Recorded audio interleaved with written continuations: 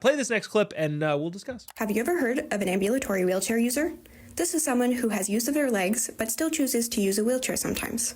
Just because I'm using a wheelchair here doesn't mean that I was paralyzed, but rather that I'm choosing to use it in order to mitigate painful symptoms that come from standing and walking for a prolonged period of time.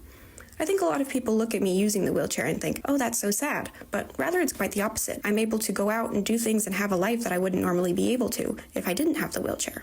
So if you see a wheelchair user out in public, don't stare at them, don't entirely avoid eye contact with them, and don't talk to the person they're with as if they're not there. Treat them like you would normally.